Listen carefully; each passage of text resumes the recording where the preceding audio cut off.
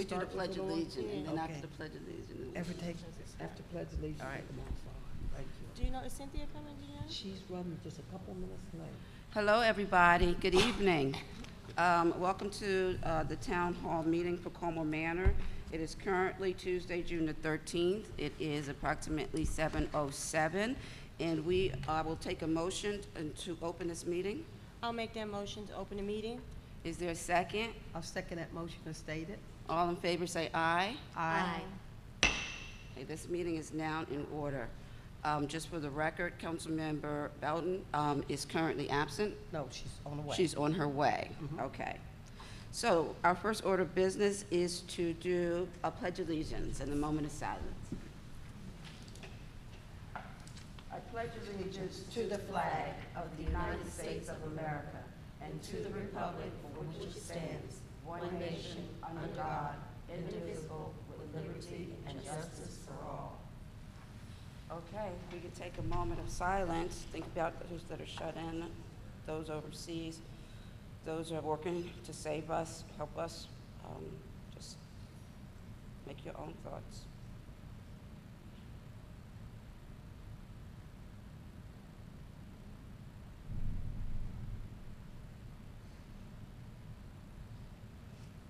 Okay, and as my tradition, we're going to have another moment of silence to think about all the things we're blessed with, all the things that make our life wonderful and make us happy in this world. Help us breathe, water.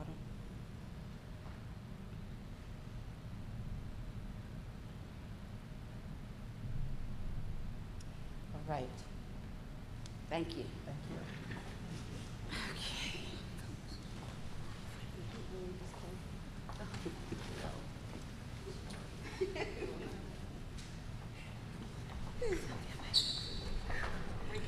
Okay, let the record reflect that Councilmember Bowden is now present at 7:10.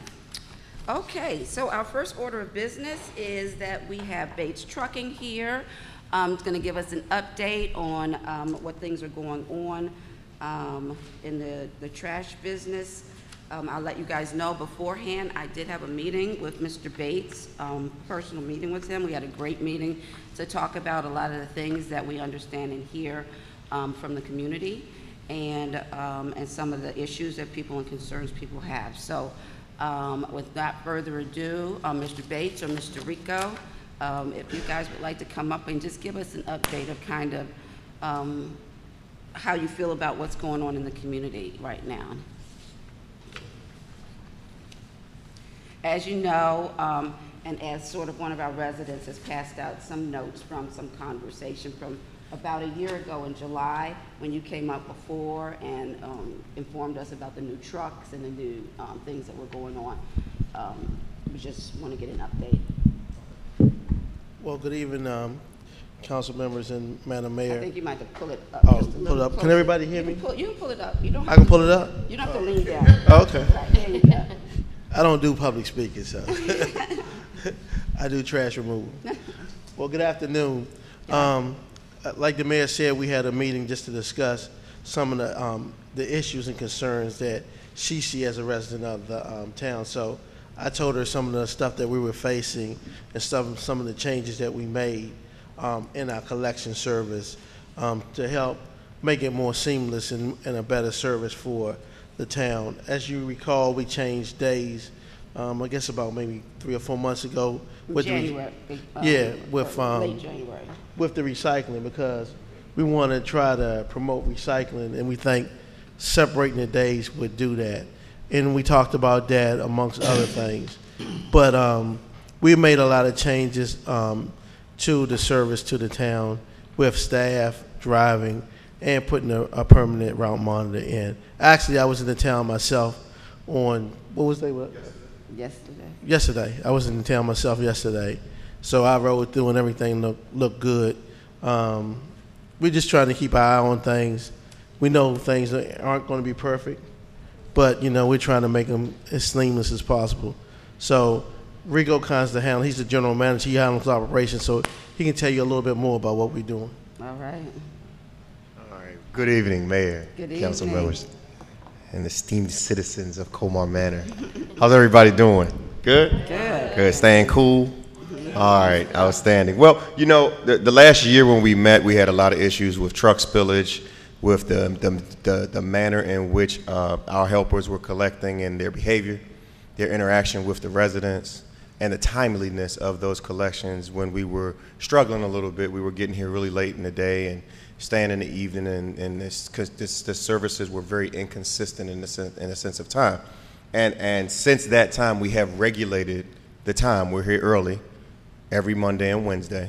The new truck that we have here does not have a lot of spill issues. We are still fighting every day with can placement. That is an ongoing struggle. But we have regulated the crews, so the same crew does the trash and the recycle. And I think that has bred some consistency. We're not perfect, but we are much better than we were a year ago today. And so we still have a lot to do, but I am very proud to say that we have done a lot of the things that I committed to doing when I stood before you some 12 months ago. Does that mean everything's perfect? Nope. Does that mean we still got stuff to do? Absolutely. But I think we're moving in the right direction. The addition of the route monitor, I think it's essential. They communicate directly with Michael on the day of service. They don't leave the town until Michael says we're good. And so with that being said, I think that has helped. Now, we do still have challenges on Wednesday with the bulk. And that's something that I think we need to probably table and take offline and discuss how to manage that, because we're facing some challenges. And so we want to continue to try and improve the services as we go. We added an emergency spill response team, which we did not have last year when I spoke to you. But since those concerns that I took back to Mr. Bates invested in a spill team. We have a truck, a power washer that comes on site in emergency spills and cleans the site the day of the spill. Opposed to as long as it's reported to us, we dispatch them out. And so that kind of was birthed from the complaints we had here in Colmar Manor. And so I applaud you guys for demanding that we give you the proper standard of service. I took those concerns back to Mr. Bates. He said, you know what, that's worthwhile investment, because it's about how we work in the communities. And so those are the things that we have since done, and I think we're continuing to look to improve. We want to now get to a place where we're really checking out the actual recycling commodity mix that we're getting since we changed today. So now we want to see if the contamination is going down. And so that's my next step, is to start looking at the loads and really seeing if we're seeing the right behavior in the recycle participation. And then I think that gears what we use for education for the residents and participation within the community. All right. That's it. Thank you. I will say I am aware of at least one incident where there was a spill, and there was a very quick response. I was told by a resident, they called, and you know how bad a spill can be when you're walking in the neighborhood, but there was a quick response.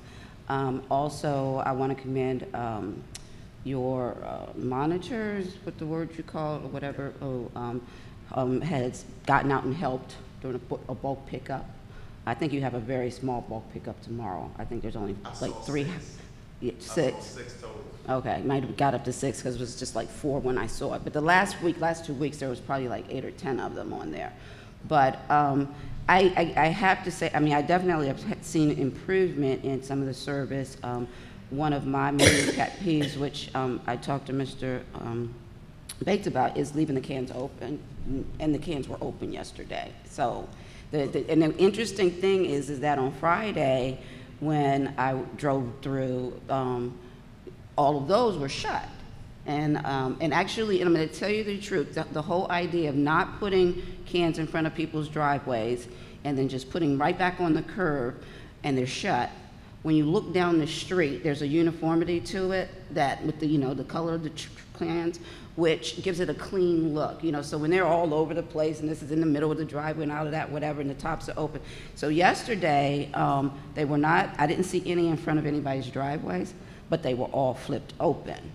So we still haven't got to that place yet to close them, and that's the trash, which is usually worse in smell than the recycling. Well, so if we can get there still. Well, what happened yesterday, the guys, when different places like different things, some municipalities don't have a problem with them being open.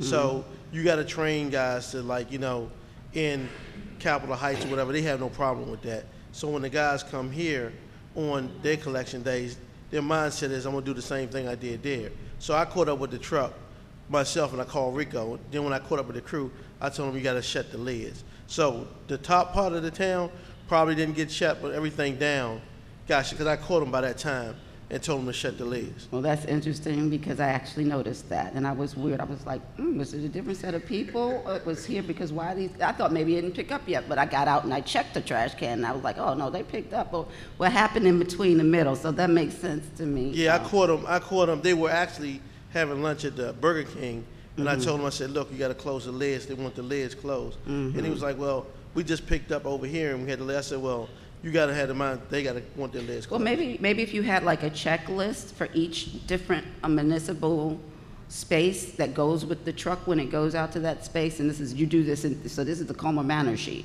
and these are the things that you do in Colmar Manor, or this is the Capitol Heights sheet, and these are the things you do in Capitol Heights, so that when they walk out going to that jurisdiction, they already know what are the preferences for that particular jurisdiction, just to make it easier. Well, we try, but you know, it's hot. They trying to make sure they do it right, but. No, I mean, no, yeah. I think that's something that would happen, Right. has to happen It's when they training, actually you know, go out. because different people want different things. When you don't shut the lids there, they feel that you ain't picked up, and then they calling us, you ain't got here yet. Look in your can, we done. So, you know, it's different things for different people. So we just gotta I understand. figure that out. I understand. Right. But that's what happened yesterday. So that's why you seen the lower half of the town shut and the top was. Gotcha.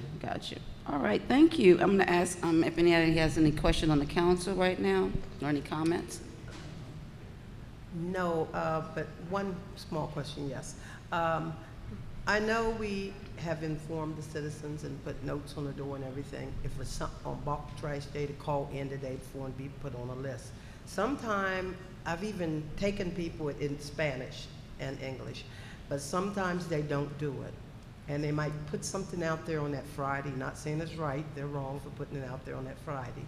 But I've seen bulk trash the whole weekend, and I had to call the code enforcer. But when it is bulk trash day and they do come and they put it back out again, they don't call. And there might be one at my house, but 2 houses down, they didn't call.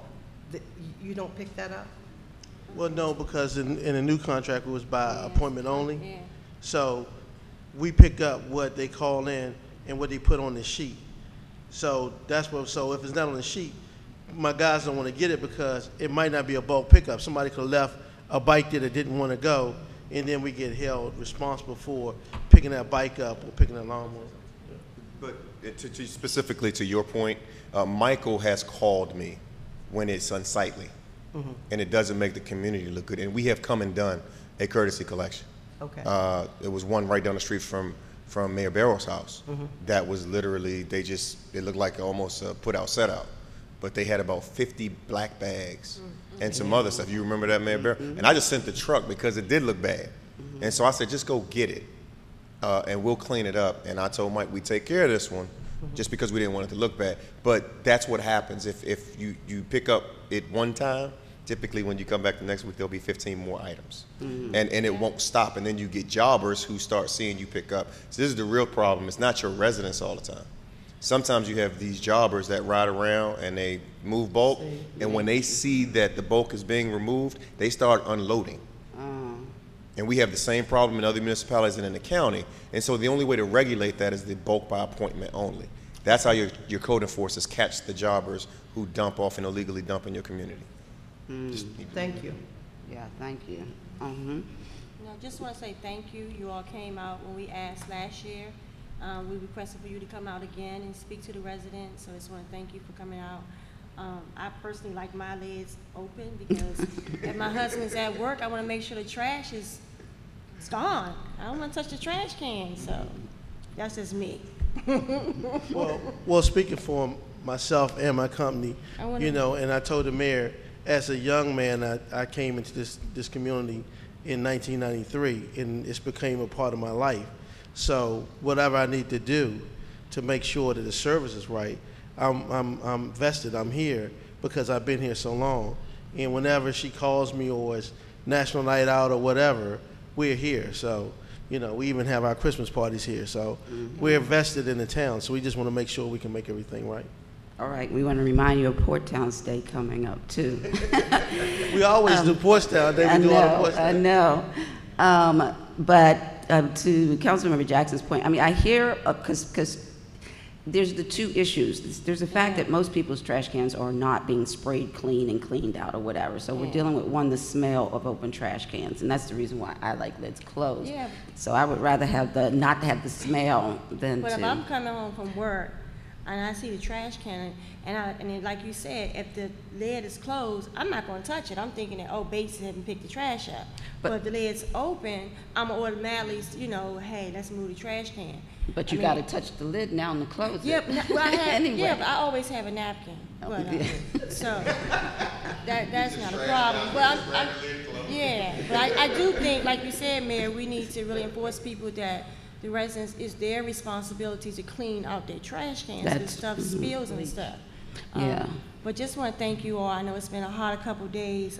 Councilmember Blue said that she gave water to some of your men that was out, so, you know. it's really And I would also like to tell you, it's National Garbage Man Week. So tomorrow and Friday, if you don't mind, just giving my guys a shout out, because we celebrate this week and we celebrate the profession. So this week is National Garbage Man's Week. All right, okay, awesome.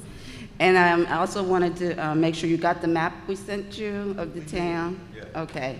So just so residents know, I did talk to Mr. Bates about the fact that sometimes between 40th and 39th, which we have 2 streets that are 39th and 2 streets that are 40th, that sometimes one of them would get missed. And so they have a map of the town so that they can actually look through as they're going through the town and make sure that they're hitting all the streets. So hopefully that'll resolve that problem, and we'll be able to not miss the streets anymore in particular.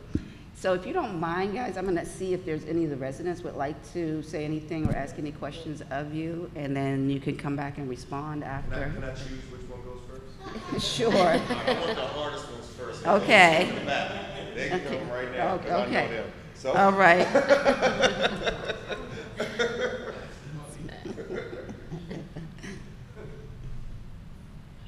My name's Jason Kern from 41st Avenue. Put it a little bit closer, Jason. My name's Jason Kern from 41st Avenue. And I just want to remind everybody the reason that we're closing the lids is because we don't want the water to build up in the cans, which creates the Right. hopper juice. So that was the main reason for closing the garbage can juice, lids. yes. And I just want to comment that Bates has been very poor through the last year with pretty much everything, and I hope that we do see some improvement soon. That's Okay. it. All right, thank you so much. Oh, yeah. well, thank you so much for your comments, sir. And we will do whatever the town asks us to. So if you want the lids closed, I think the route monitor riding behind the truck to ensure the lids are closed is one of the things I want to speak to that route monitor about, to make sure that that Well, happens.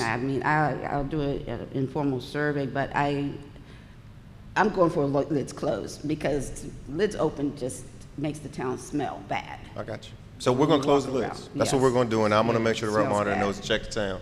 And I hope that there has been some improvement. He said that we suck at everything. I'm just, summarizing what he said. So I hope that we did some things better It has. It than, really because has. I remember we were in a bad place last summer. It really And I'm not sure if he's Oh, a no, new it was a resident. bad place last summer. Yeah. So I remember that place. It was hard to stand up here, and the room was packed, and that was even worse. And they had a camera right here, which I hated, but I did it because I wanted you guys to know Mr. Bates' commitment to the town.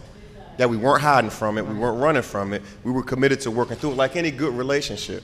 You have good times and bad times, and we're saying we're here for both. Well, and I'll tell you what I told Mr. Bates. I mean, in terms of the way that you're trying to accomplish getting things done, I understand, and you've become much larger than you've been in the past, and so sometimes that takes a whole lot more effort when it comes to the personnel and what you have to do in order to sort of cause that personnel to be within one mind with you and your mission. And for me, it comes down to the integrity of the people doing their work. Yes, ma'am. Trash, as I've said to many, many people, trash is on the highest list of importance to people. And those people who are doing that job, we want them to know that that's important to us, and we appreciate it when they do a really good job, because it means so much to people. trash in this town, parking. It's just the things that is painful when you come home and you can't find a parking space, or you come home and you have to move the trash can out of the front of your driveway in order to get in. It just feels like somebody's not caring. And we do. Because, just because you're hauling trash doesn't mean you're not important. Absolutely. You're important. This is one of the most this is one of the most important weeks for our industry, because this is the one time that the guys on the back of the truck feel like they are appreciated. And we engage residents. If you go to our website, you'll see that we have National Garbage Man Day, and we want you to post things, congratulate, appreciate your crews. We have an internal website that our employees share these special posts with, and it means a lot to them. We had one where a young girl, she was 11 years old, she made a care basket for her trash crew, and she sat on a stool and waited for them to show up and tore the guys up. All these big, tough, burly guys, they were done. So I had to get them a break because they were all teary-eyed because they didn't think anybody paid attention to what they did. And the fact that this young girl had taken the time to do that meant so much to them. And speaking to that integrity and character, we're fighting every day. We just did a job fair Saturday, and I'm so happy. We had 352 applicants that showed up to the job fair. It's so, out of those 352, we hope we keep 50. I'm transparently speaking, because half didn't show up the first day, but it doesn't matter. We're going to keep extending the offer to let people know that we're growing and we want to grow in the communities that we work in. And so we'll make sure that we get those flyers to you so you can post them on your websites, because we think that that's the right way to do it. And when you do a job fair, is it just you, or you there with other companies that? No, it's just us. Oh, because you can do one here. Okay. You certainly can come here and do a job fair and bring some more people in, Yes. Okay, We go actually ahead. did it at our location because we were looking for helpers and drivers. So, we got the new location, so we just did it there. Let me ask you a question about that word, helpers. Why do you call them helpers? These are the guys that actually pick up the trash cans and toss them in? Right. I say that's a whole heck of a lot more than a helper. That's a doer. Well, that's just been an industry terminology for a long time. You know what? I'm just going to say, think about it. Y'all, we can always change things in the industry, but just the terminology of just saying that you're helping when in fact you're the one that's really doing the work. Someone else is driving, and then you're actually the worker. So you're not just helping someone, you're doing it.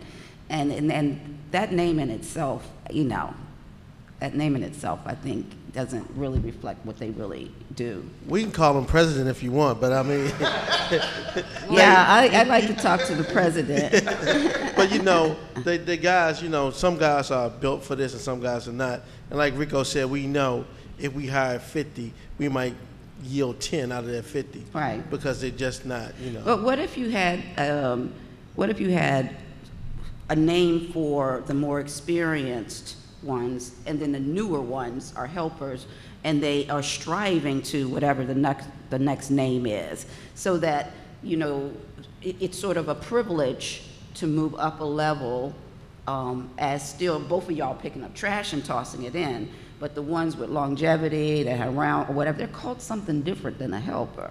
Well, what we try to do at the company, we don't want nobody ever to stay in their same position. So, entry level is helper, then you can move to a route monitor, to a driver, to supervisor, to management. And we got different levels of drivers too. Front end driver being the top, then you got your non-CDL driver. So we got different levels of where you can move in the company. So I encourage everybody, if you come in as a helper, strive to get your license, because a lot of these guys don't have a regular driver's license. Can I just make one more point, though, about that, because I'm going to push on this one a little bit. You're making the guys that we are depending on putting the trash inside the truck in a clean way and close the lowest people on the totem pole. And even just the way that you expressed it when you said it, that's why I'm saying that if there were at least 2 levels of those people, those who are doing a good job and doing it for a while, and then the helpers are the new ones that come in, those guys are the most important ones to us. When the monitor is there, who's looking behind and seeing what's going on, you got a driver, of course we want them to drive safe, but the ones that are the most important to us are the ones that are actually picking up our trash and putting it inside machine and We've had this conversation before, Mayor. and you know I will keep. I know having it. you're I not will going to let it keep go. having it I know for where we're going. But I will say this: that the titles and the terminology, I don't think your points are not valid. I think they're well spoken. But what Mr. Bates has done, I think, in conjunction with bringing some pride back to the position, is he's incentivized their work. We just rolled this incentive program out. So Mr. Bates is now saying, if you come to work and you look professional, if you do your job and your can placement is right, if you don't have any misses and there are no spills, he's giving them an incentive pay on a weekly basis to encourage the right behavior of professionalism. That's good. So although it's not in the title, we are, and then we're acknowledging them monthly for performance. So we have a very strong competitive system in place where they are able to measure who's successful within the company, and we recognize them for their successes. So we are doing the things you're saying. We may not have changed the title of the position per se, but what we have done is we've changed how people look at it. I hear you. Okay. All right. Sounds good to me. I think you have another question. I forgot to ask, is there anything Bates can do to help us with getting the bulk trash picked up? Because it seems that's a big problem right now. Maybe I missed. I'm Yeah. sorry. Maybe we didn't. Bates does pick up our bulk trash. So They no, do. we do, but we do it by appointment. Right, but it seems that like, if, let's say, one of my residents on the street had an appointment, Didn't you and just then say someone down the street puts out something, and then well, you guys actually drive right by. Yeah. Okay, so Yeah, I mean, I'll just repeat what I believe that I just heard him say. The problem that they have is that people dump in our communities. They'll come in and they just, and when they learn that their stuff will get picked up anyway, and they're dumping in front of somebody's house, then they'll just keep coming and doing it over and over and over again. But what I will say is if the neighbor is there and says, hey, can you pick up my trash? I think that they will do a courtesy pickup because they know it's the neighbor and they can tell them at that point in time, you need to call the next time, right? the route monitor manages that, and she'll tell them, hey, you need to call us in. We'll get it today because I have the truck here. Yes, Or it's something unsightly, as I stated before. The Public Works Director says, hey, Rico, we got something unsightly. We're always going to try and make sure the town looks good. But to just get all the bulk in the whole town, I think you're opening up Pandora's box. And I don't think that's a good idea. I've never seen it successful, is what I'm saying. Right. I mean, well, when we had bulk, like I was talking to Mr. Bates about, I mean, when we had bulk every Wednesday, you know, there's times when you only have 5 places you need to pick up, but you had to drive the entire town to figure out where it is. So by appointment is more efficient for us as well as for you guys because you can just go straight to the houses. I just think that what Mr. Jason is saying is that sometimes if the neighbor is there, they wasn't aware of it, and it really is their trash, and it's a known thing. I understand your point that it could be a non-known thing, like you don't know if they want it to be picked up or not. So I think at your discretion, it makes, you know. Well, I think it's a joint effort because if you see your neighbor having something out, then you can call the town and say, look, he's out, maybe he don't know, to call in. I think it's a joint effort that everybody work together to try to get it moved. And a lot do. I mean, if I see something on my block or somewhere I come and I check, I get the list, so I get to see, and I know if somebody's not on that list so that we can double check and get the names on there. So there's several people that do call for somebody else. In another municipality, what we found that works well is we work directly in conjunction with code enforcement on bulk collection day. So bulk collection actually communicates with my crew while they're in town, and code enforcement lets us know that's okay to take. So we know because code enforcement just approved it, so we go get it. But he meets him on route and says, hey, at address such and such, that's valid, go ahead and grab that for me. Then we just grab it. Because code enforcement validated it, so we know it's real. And I think that takes out the thought of it. Do they want us to take it? Is it really bulk, or are they just setting it out to clean out their house? And then we take something that we weren't supposed to take, and you kind of get rid of all that because code enforcement kind of confirmed it for us. That's so a very maybe we good can, point. maybe we can work with code enforcement directly, idea. and that'll kind of fix all the issues and Sounds doesn't cause good. the residents any pain. Yes. Oh, Chief, that's a good idea. Go ahead. Dedication. I mean, you can see it's obvious. It's easy to come up here and tell people what they want to hear. I don't see that in you. I mean, I think you're extremely honest. And I'll just tell you, last week I was on 38th, and I drive an unmarked car, and I happened to be behind one of your trucks, and there was one of your gentlemen was on the ground, and he was picking up debris, I bet it wasn't the size of a quarter. And he didn't do it because someone was looking, so you could see the dedication that that young man had. And I didn't get his name, or I would give it to you. But you know, a lot of times you only hear sometimes the negative things, but that's an example of someone who cares and someone who understands. So I just want to congratulate you on that. Thank you. Thank you. Does anybody else have any questions? Okay, come on.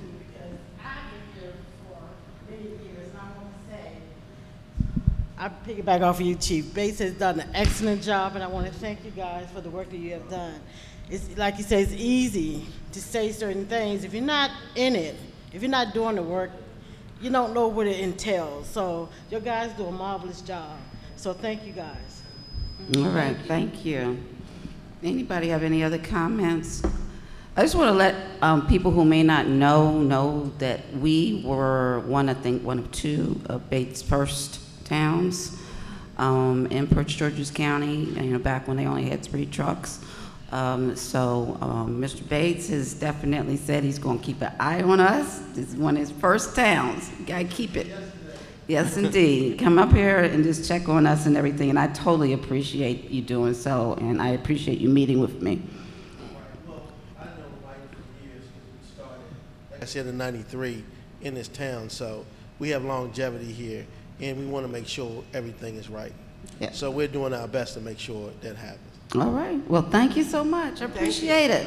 Yes, go ahead. Mayor, can we give Mr. Bates an honorary red jacket? I thought y'all called each other to dress it like. I didn't realize y'all had town jackets. Can Mr. Bates get a town jacket? I said, Rico, were we supposed to wear red? I didn't. We'll have to figure something out. Maybe even get you a T-shirt. We have our 90th anniversary coming up in September the 23rd. So if you guys want to contribute, you want to come out that day, have a table and everything like that, please do. Yes, we sure will. You'll be getting some things from us, right? Yes, 90th anniversary. All right, thank you so much. I'm sorry, I apologize. I have one more thing, Mayor.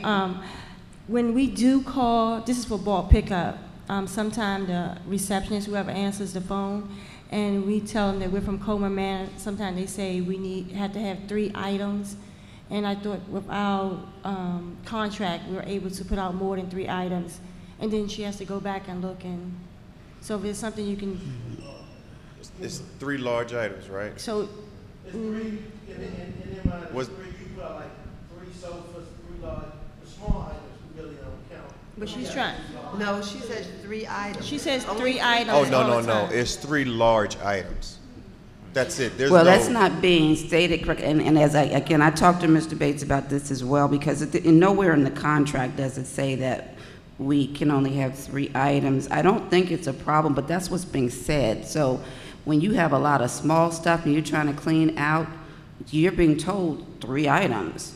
That's a training issue, and we'll address that. Okay. We'll address that with the receptionist. Okay, because if it really was intended to mean that you couldn't handle more, large items, that's fine, I understand that. Yeah, that makes sense. But most of the time, things are not that big at all. I mean, we're not really usually, you know what it usually looks like when it comes Yes, to. sir. Stuff you go out and the trash, too, like a chair, something like that, we'll put that stuff in there. Well, people don't know that. I mean, because if you put a chair out next to your trash can on trash day, they don't take that chair. No, I mean like a chair like that. No, they won't take it. No. Yeah. More training. We'll take care of it. They won't take it because I had a microwave out. I put it out for trash, they didn't pick it up. I put it out for recycling, they didn't take it. I put it out for bulk, I called, and I said to the guy, I thought you were gonna take my microwave. He said, no, I can't take it because it has a cord. I'm like, so what am I supposed to do? Pull out the cord and give it to you? They won't take it. If I put something on the trash or on the recycling, they won't take it. If it's on the side, they won't take it. That's a lie. I think. All right. Well, hold on. Does that have to do with electronics? She's upset about this microwave. You want me to come get it? You want me to come? Do you still have it? You want me to come get it right now? No, because I gave it to the guy. I said, you better take it. He said, no, I cannot take it. And then after a while, I said, okay, then if you don't take it, I want to call Bates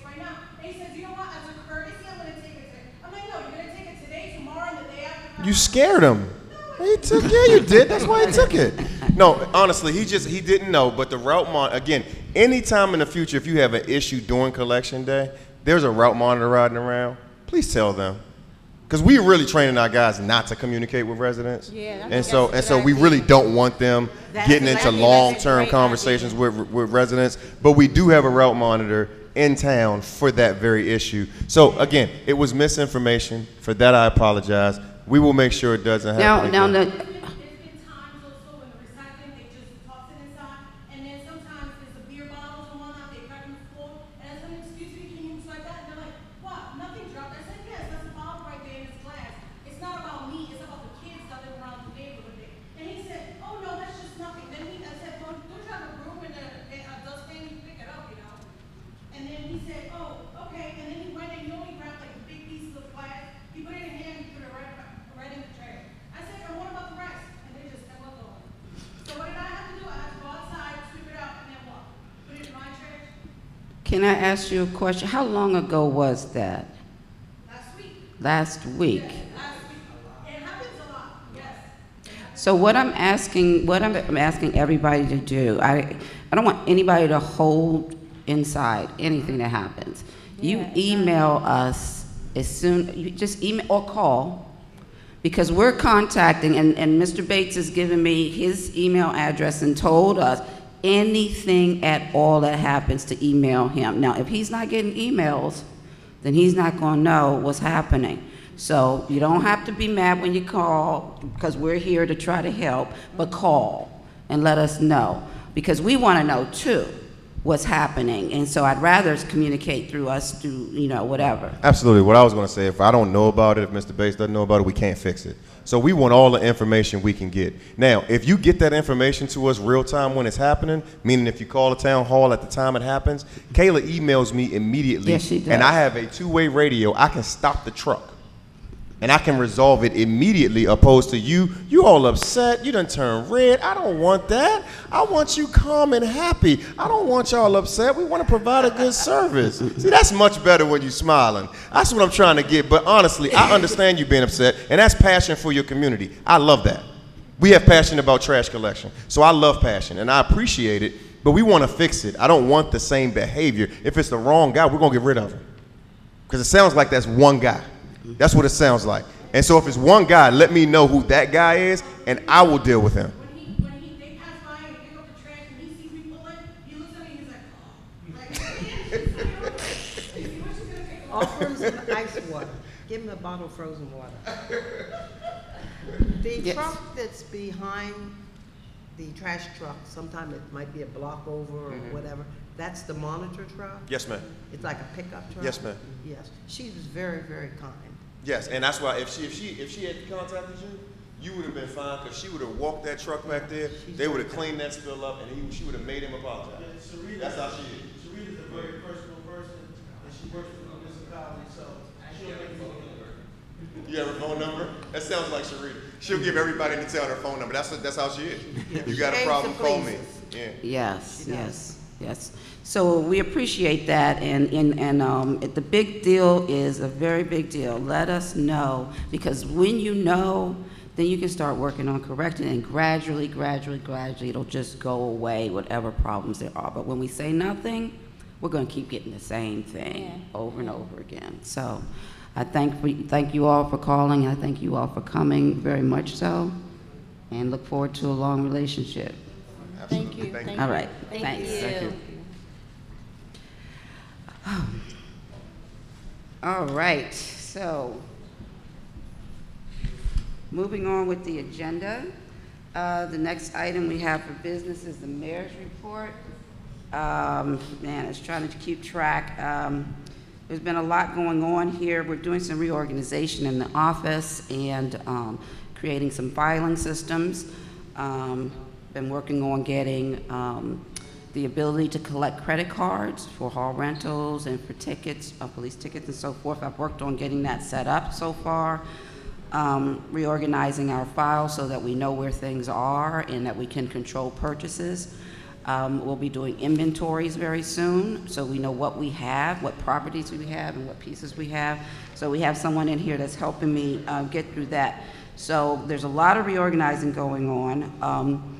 We also, like I said, I met with Mr. Bates, met with him for a couple of hours. I attended Edmiston Day, I attended Brentwood Day. We're still working on our 90th annual gathering for September the 23rd, so anybody wants to participate. Right now, we definitely meet on the first Monday of the month, but we also will probably start meeting more regularly. We're getting ready for our banner city in Ocean City, and also planning, working for Port Towns Day, and getting all the pieces going for that.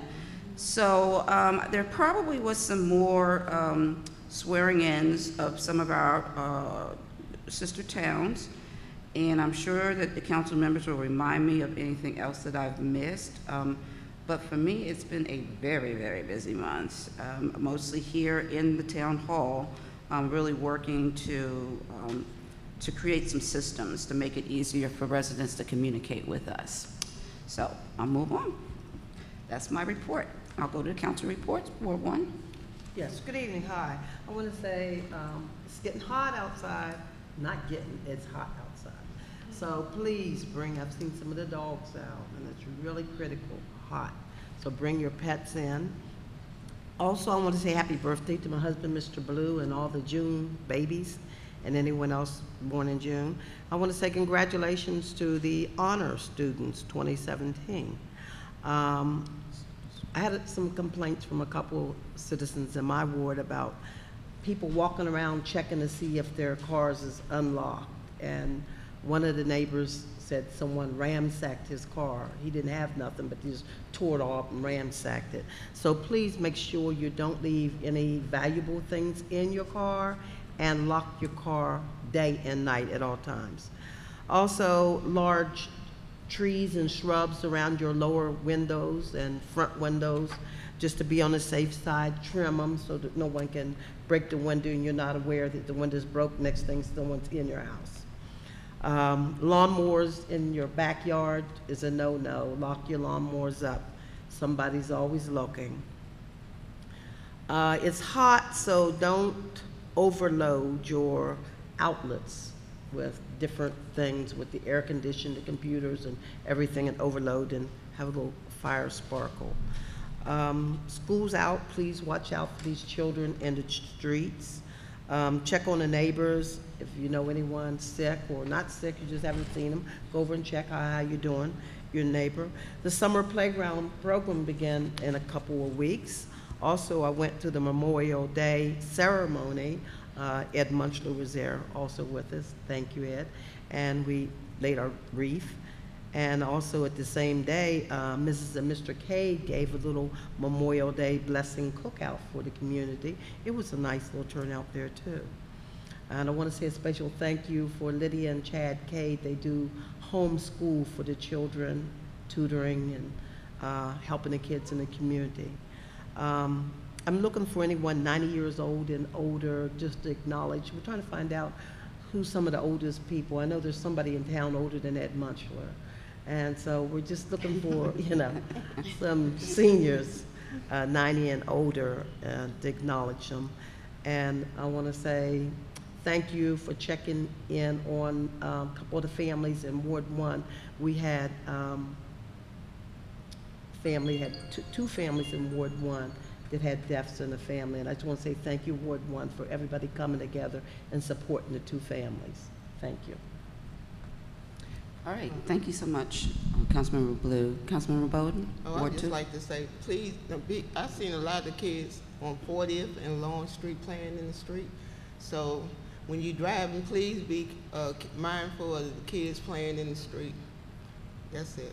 Thank you. Thank you. Ward 3. Yes.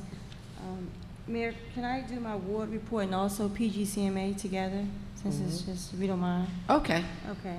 For my ward report, actually my issue that we're having in Ward 3 is, I guess it would be a code enforcement. We have an individual that walks his dog and never picks up the waste.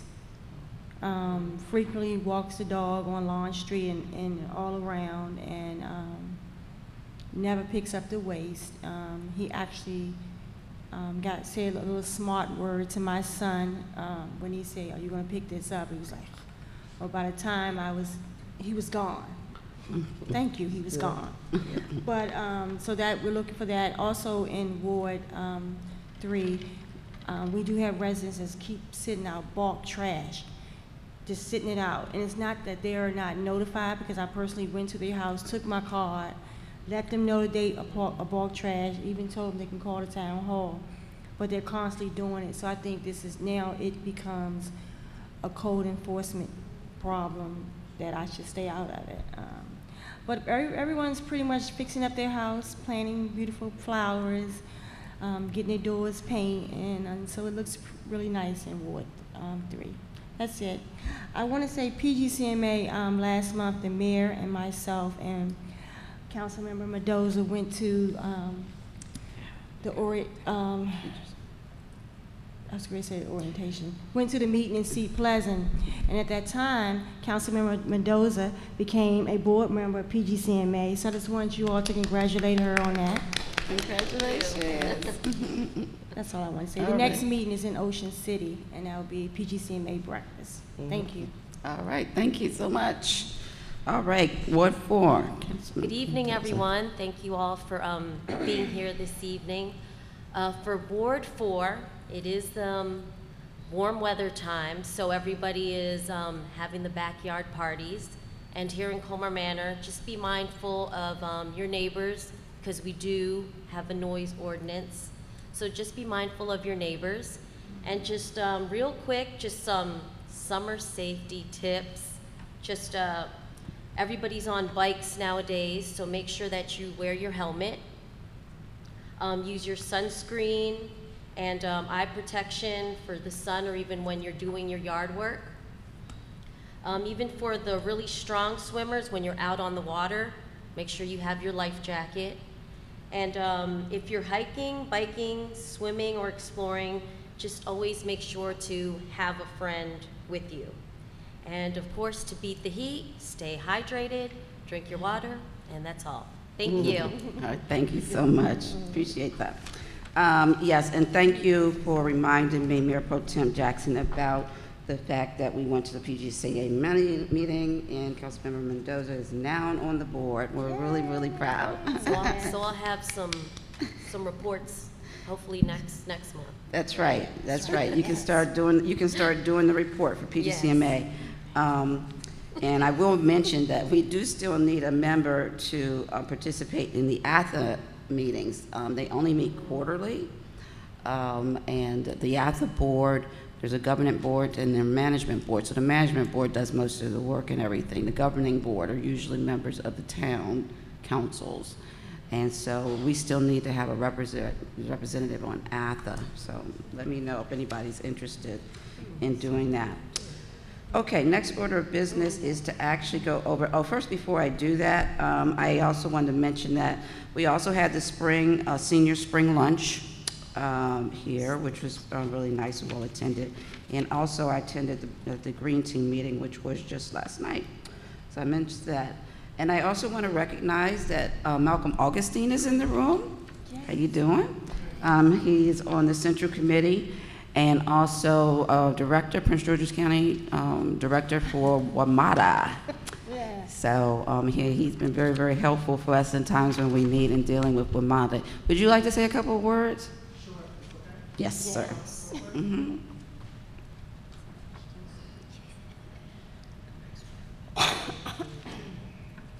So, is this on? Mm-hmm. Yeah, he's Hello? going to turn. Yeah, if you need to. It's on, and then he just. No problem.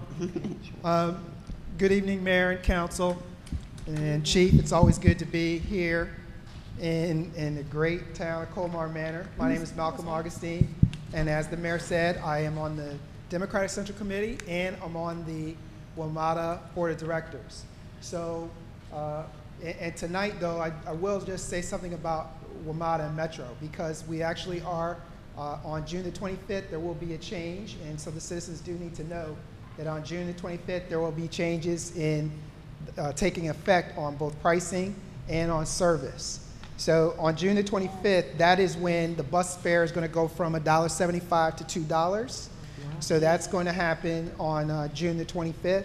There will also be some increases on the train, a dime basically from the end of the line, an increase of about a dime during the rush hour, and 25 cents on the off-peak hour. So that's after like 10 o'clock in the morning up until 3 o'clock in the afternoon. There'll be a 25 cents increase, and then on the weekends as well. The other change that's going to occur, and this is going to be the service hours now, is that the Metro Rail will open at 5 o'clock in the morning, Monday to Thursday, and it will close at 11:30 p.m. So it's closing at 11:30. It's not going to close at midnight. It's going to close at 11:30 p.m. So it's going to close a little bit earlier. And then on Friday, it's going to open 5 a.m. to 1 a.m., and Saturday, 7 a.m. to 1 a.m., and then Sunday, it's going to go 8 a.m. to 11 p.m. So those are new hours of service, and those are the hours that we will have at least for the coming year. Each year, and there have been some changes in the bus routes, so you'll see that as well, where there'll be some changes in the frequency and in some of the service on the bus routes. They, in fact, even made some changes to some of the routes that are going to pass through the port towns.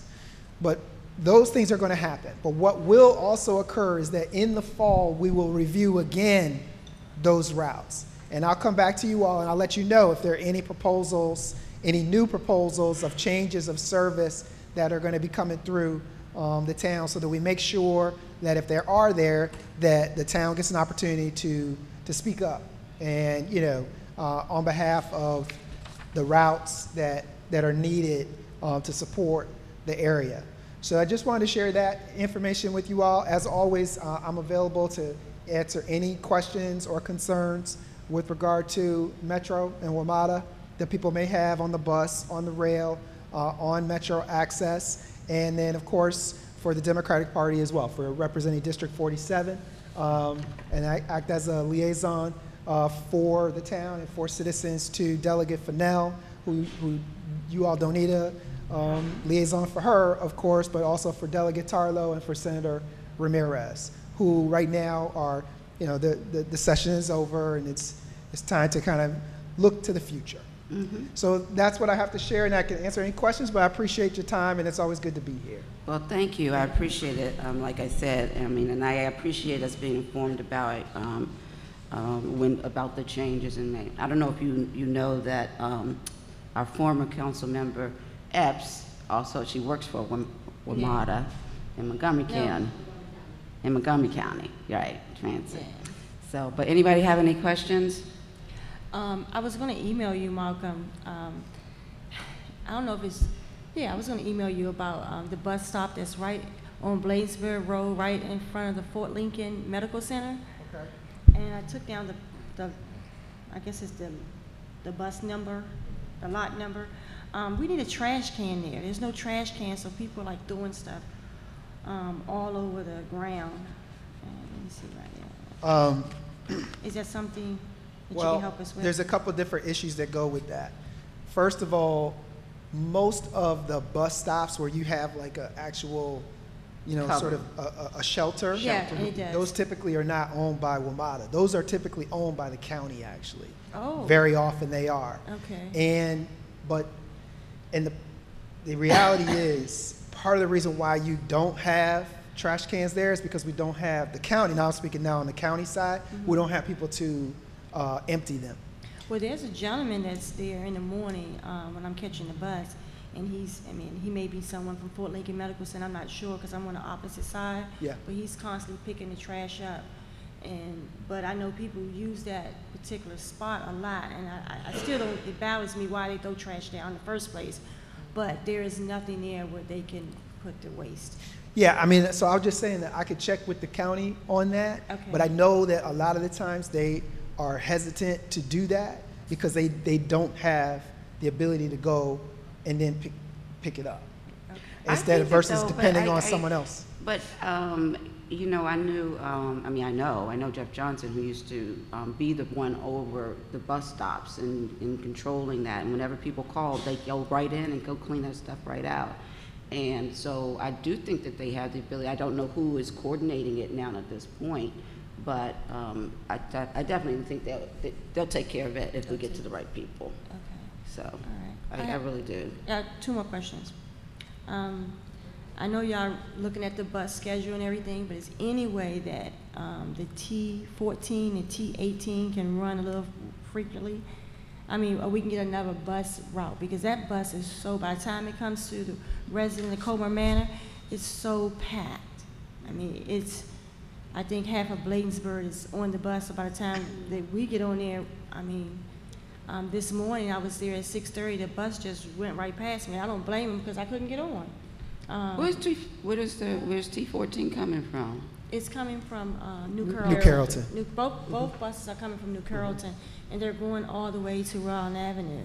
Oh, so the I know they changed the name. So oh, wow. That's why you don't know. Yeah. It's T14 and T18. Yeah, T18, that's what I know. Oh, so they both go the same? They both, yeah, they're not the same route. All right, but- so the issue is this. We were facing obviously a large deficit, $290 million that we had to close, and one of the things that occurred within that was reduction of bus service. And the truth of the matter is that it was going to be worse. The T14 and T18 was actually on the list for us to expand the headways even more. I fought to keep what we have. Thank so you. let's understand. I mean, I'm just trying to tell you, Councilmember Jackson. I understand. I was fighting to try to keep what we had, Yeah. and we did not keep it all. I just will be honest with you. There was, there was talk about, again, the same thing on F1, F2, an attempt to try to lengthen the headways more because it's expensive. So, and there were other places in the county where I wasn't able, to do that, where they actually have lost service, or we've had to, expand. Now, what we did do is we kept everybody, we kept service in all the different places because it also has an impact on metro access.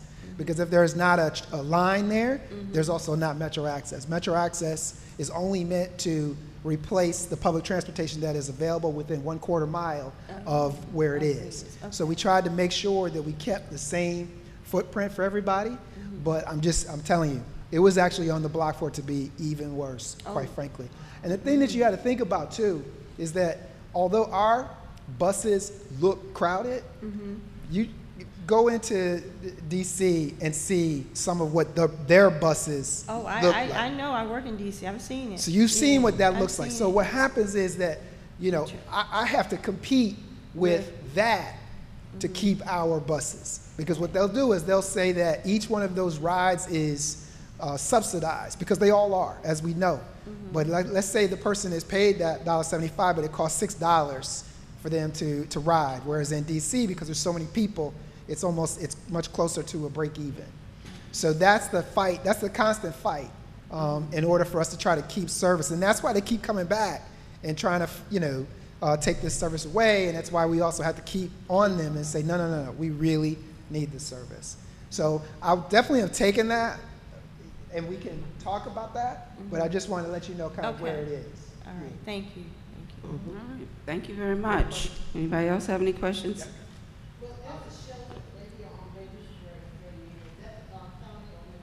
That's the one I was saying. I'm going to check. You gonna- So the one at Bladensburg at 38, and then the one at In front of the shoppers? Oh, on the Cottage City side? Oh, they took the shelter out right there? It's gone? I didn't pay any attention. I ain't paying attention. But it is a very, very heavily used stop. Mhm. I ain't paying attention. I'll definitely check into both of those shelters. I do have one more question. I apologize. Mount Rainier has a bus for their residents that picks them up on Eastern Avenue, and I think it's a pilot program at this time, and it takes them all the way downtown. I just wanted to know how is that going? Do you know how? you're talking about the WMATA bus? Is that the express bus? Is that the one that you're talking about? Yeah, and it goes downtown Yeah, on yeah. 17th and I. That's right, yes. That is paid for by the District of Columbia.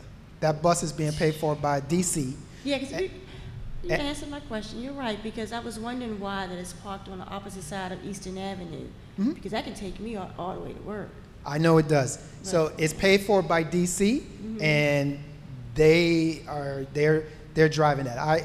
It's an express bus. Yeah. They are paying for it directly, Okay. and trying to get it to come further into Maryland for us to be able to get it as an express bus. But they actually are paying for that bus line directly. Okay. Yeah, and that's the reason why you see it kind of stops in a weird. Right there, yeah. So we can That's why, so because that's in what. DC. Yeah, it's in DC. Oh, okay. Yeah. Right. I'm trying to get it to come in, but they're paying for it. Yeah. So I'm trying to get it to come into Maryland, but that's they're the ones who are paying for it right now. Yeah. Well, it might be good to ask them what they learned, their lessons learned in doing this, and how successful it's being for them. If it's something else that we. No, there's no question that there is a need, right? But it's like everything else. They took money out of their treasury because everything is subsidized. They took money out of their treasury to pay for that service because they know there's a need and people need an express service. Right. But they wanted to use their tax dollars for the people of DC. And that's what is going on. I understand, but it might be something that we might want to do in Prince George's too, if we understand how well it's working and how much of a deficit does it run. And that's what I'm saying. I'm working on getting stops to come into Prince George's County. I am doing that, and that is a pilot, so it's being reviewed to see the. Do you know how much they charge people to ride it? Oh, it's the same. It's the same. Oh, really? Yeah, it's no different. It's just it has fewer stops. It's just an express bus. I'm It's an betting express people bus. would pay more for a They would, full but it's express fine. stop. They Yeah. really would. Sure, but that's what it is. Yeah, you would. Yeah, I know I would. All right, yeah. Thank you. Thank you so much. Always. All right, always stay in touch. All right, moving on in our agenda, the next item is now the treasurer's report. Mr. Baden is absent. I will provide the report. I also mention for the record that Mr. Barr is also absent. Mr. Baden is out of the country, and Mr. Barr is not feeling well. So we have the treasurer's report, which is for May 31st, 2017. And in the report, there should be some on the table if you want to pick some up. Basically, May 31st puts us at 11 months out of our fiscal year. And in 11 months of our fiscal year, we would expect to be running, let me do my calculations here. Let's see, 11. We expect to be running somewhere around 91.6% in terms of our budget. Currently, the revenues are at 83.62%, so they're slightly lower than what we might anticipate. But I believe that it has to do with the fact that we have playground. We have playground equipment planned, which we have not received, and that was $91,000. That has been moved to our FY18 budget. And we still are anticipating getting the $91,000, but we didn't. So without that $91,000, we would probably be well above our 91% goal. Moving on to expenditures for general government. Our general government expenditures are at 77%. So again, that's well below what we might anticipate at 91%. So we've been holding down most of the items, only using them whenever we have to, even though we have them in the budget. 3701 Lawrence Street, that is the community center here. That is at 83% of budget, again below the 91% we don't expect it to expend at this time. And our total general government expenditures is at 78%. So that's about 11% less than what we would anticipate. For public safety, the budget's at 68%. So that is significantly lower than where we might anticipate being at this point in time. I'm not sure if our cars get, no, the cars are in next year's budget or this year's? The cars are already included, we have had a significant reduction there. So overall, through good stewardship, and yes, we might budget for certain things, but we only use our budget as we need it so that we can still maintain a budget and to hopefully come in with a surplus even when we plan things out on the budget. So that's the budget. Total year-to-date is $1,304,980. Budget for 2016, which was $2 million, 454,121, and that includes a reserve of unappropriated funds of $741,000.404. So we do still have a healthy reserve. Is there a motion to accept the treasurer's report? I'll make a motion as stated. Will you take the notes too on the motions? Yeah. This is our first one, so. Is there a second? I'll second it. Is there any discussion? Okay, I'll call for a vote. Ward 1? Aye. Ward 2? Aye. Ward 3? Aye. Ward 4? Aye. Okay, mayor votes aye. Accept the treasurer's report. Next item of business is the police report. All right. Sergeant, all right. Thank you. I mean, Chief. Thank you for being here Sorry. tonight, folks. Sorry. It's all right. Just a couple things I wanted to bring to your attention, and then some general overviews. On the 2nd of May, on 42nd Avenue, our officers were on patrol and they saw some graffiti that had been sprayed on the road. We immediately took pictures of it and called the Prince George's County Gang Unit to come out and do an analysis of it. It was not affiliated with any particular gang. It's the only incident that we've had, at least since I've been here. But what I wanted to do is just to bring to your attention, if you do see graffiti anywhere in the town, whether it's on the road or on a building, and we've been very fortunate about not having any widespread graffiti, is to call the 301-352-1000 number. That's the main switchboard for Prince George's County Communications. So if a Colmar Manor or Cottage City officer is available, they'll respond right away, if not a Prince George's County officer. But the point I'm trying to bring, if you see anything like that, please give us a call. But we are in constant communication with the Prince George's County Gang Unit, and there's no affiliation right now that we're aware of. On the 4th of May, we did have an incident that caused us quite amount of a concern. 2 individuals from Virginia communicated with an individual on Craigslist. Whoop. And they were selling a motorcycle. This individual contacted them, asked the 2 individuals from Virginia to meet him at the DC line. When they got there, he called them again, and he asked them to come to a location in Colmar Manor on 39th Avenue. When those 2 individuals arrived, they were driving a pickup truck with the motorcycle. This individual produced a handgun, took the motorcycle, and actually drove it into DC. They pursued him into DC, lost track. That motorcycle has since been recovered. We're working with the Prince George's County Auto Theft Unit and their robbery squad. But the reason I wanted to bring it to your attention, any dealings that you may have on any social media, whether it's Craigslist or any other social media application like that where you can sell products, make sure if you're going to meet someone, meet them at a public safety facility, whether it's a police or a fire department. Always do that. Never meet people in a residential area or in a business location you're not familiar with. Not saying the overwhelming majority of those purchasers are fine, but make sure that you do that because you're meeting people that you don't know.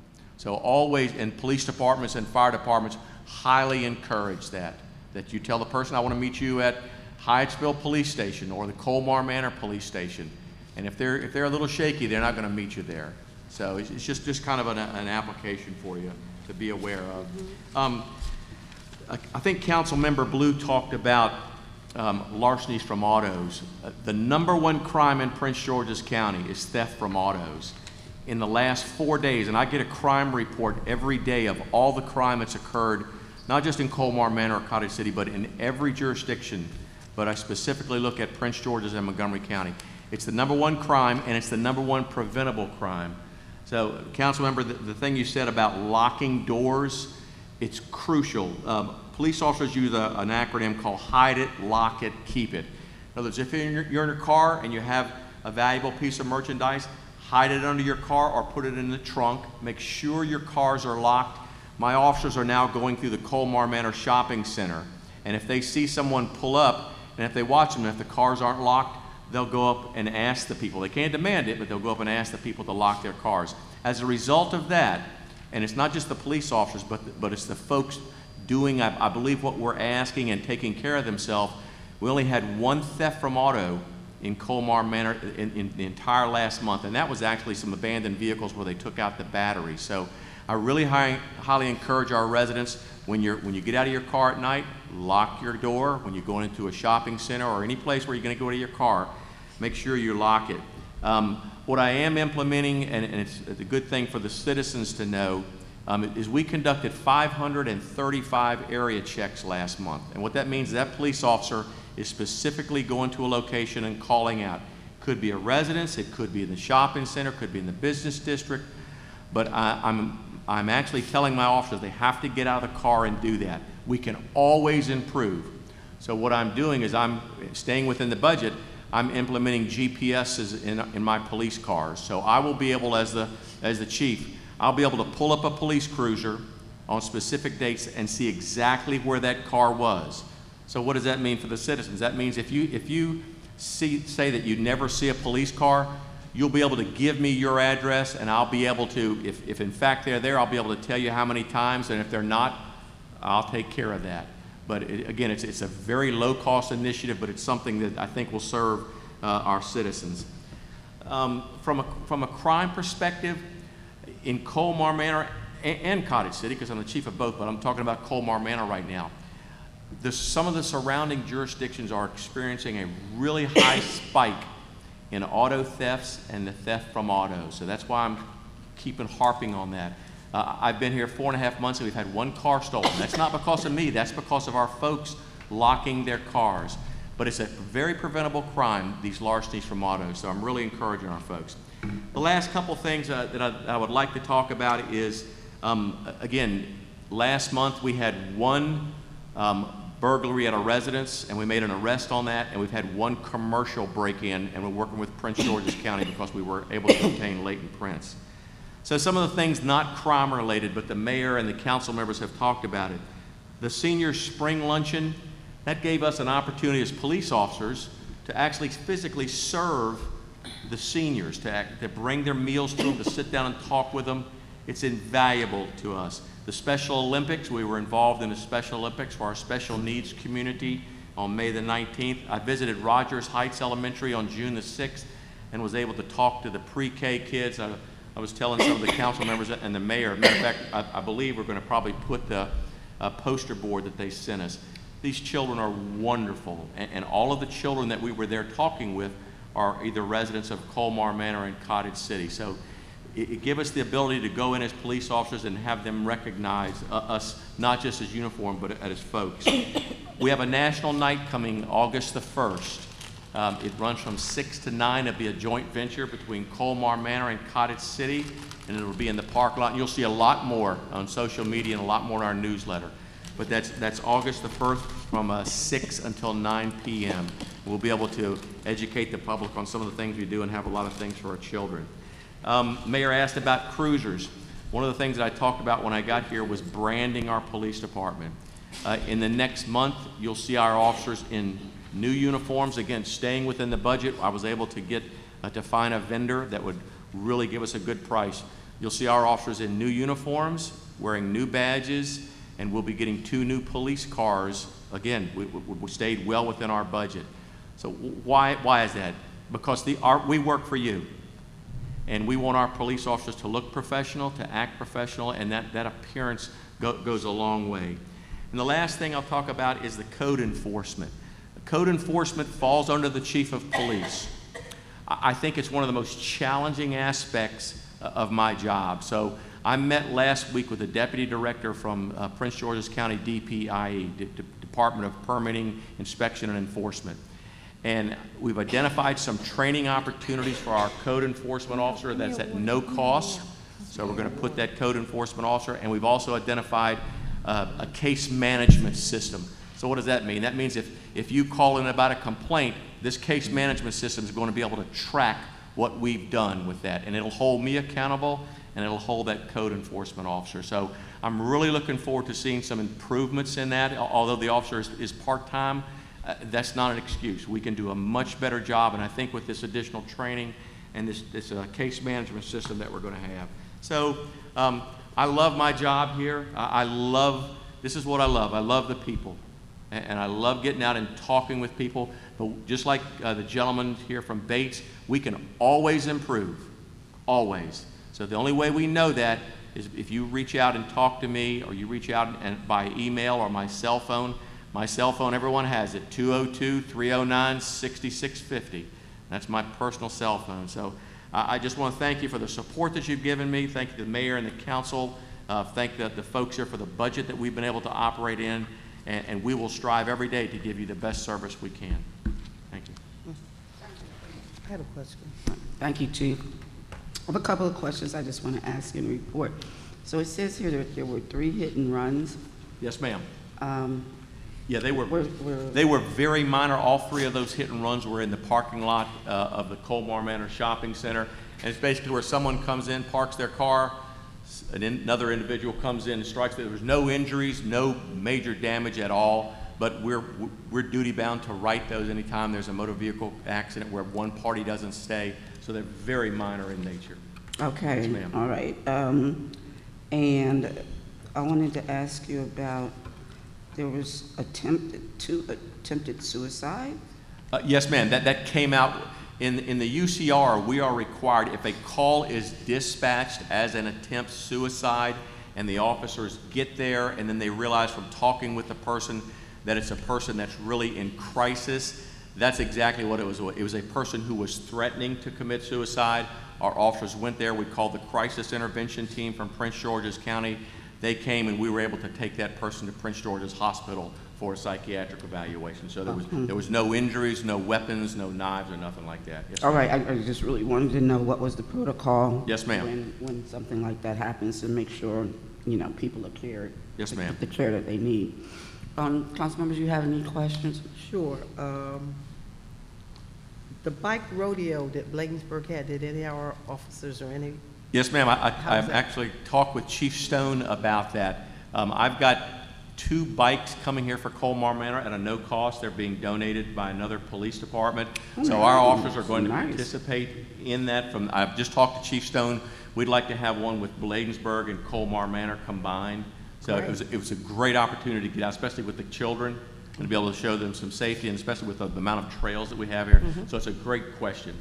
Really looking forward to receiving these bikes and getting our officers trained. Again, it doesn't cost anything. I've been able to do that at a no cost. All right, thank you so much, Chief. I'd like to ask, and we've talked about a little bit to get a little bit more into our code enforcement. Yes, ma'am. And getting a report out on at least the street, not necessarily the address, but so that when people know, they know that they have a nuisance, something on their street, that they hear that. Yes, ma'am. At least their street is being. Yeah, that's what this case observed. management system that I'm getting, I'll be able to, starting the next session that we have, to be able to show the streets and the if we want the exact address, or I can just show the street. Some folks may not want their address. No, I don't think that's a good idea. Yes, that the ma'am. I think just the address, just the general the 100 address. block of the street. So Yes, that ma'am. somebody knows, they know somebody's looking at something. We'll be able to do that. Okay. Yes, ma'am. That sounds good. Thank you so much. Thank you. Anybody else, anything? Back to the code enforcer. I know we have a form that the residents can fill out if they have a complaint or something that needs an eyesore. Yes, or ma'am. something that needs to be taken care of. Do you think in the future we can have something where they can have it electronically, they can fill it out? Absolutely. I Or- went to a social media class last week and put on by the gentleman who's the chief of social media from Baltimore City Police Department. Got some excellent ideas from him, and that's one of them, an online process where our folks don't have to come here to the station, and they'll be able to do that online. Yes, ma'am. All right, thank you. You're welcome. All right, well, thank you so much. Our next item on the agenda, thank you, Chief. Yes, ma'am. Our next item on the agenda is unfinished business, and that would be the adoption of Ordinance 1/2017, which is the 2017-2018 annual budget and levy. And as you all know, we had our budget hearing a month ago, which was publicized and open to the public to come to. And now it's the time for us to adopt a budget. I will just recall a couple of things. The residential rate, which was $1.22, is now been reduced to $1.15. This is the constant yield, meaning that the rate represents a change in an increase in our property values. For the commercial property, we had a rate of 0.9299 cents, and now we have a rate of 0.9169 cents, which is also reflective of our increase in the property taxes for commercial real property. So this is slightly higher. And then our personal property tax is 1.65, which is the same as it has been in the past. So the basic changes in this budget are reflected in an increase in our red light camera, the Parks and Playground Grant, which I spoke of before, which did not happen in last year's budget, is now in this year's budget. Plus, we got another Parks and Playground Grant in addition to that, so there's $188,000 that are coming in for 2 community parks. We're expected to increase our rental income and also for this building. And we projected our fund balance will be $725,927 at the end of this budget. We are using $19,500 of the fund balance for capital outlay. These projects include an upgrade of our security camera system in the town hall, the painting of the curbs in the town, which you'll see happen like as soon as the month ends. We've already voted on the particular from the bids that we have, and so we expect that to start as much as July 1st as possible to repaint all of the curbs in town, and then after that it'll be maintained by our public works. And then also to purchase some rifles and body armors for our police department. So those are very specific.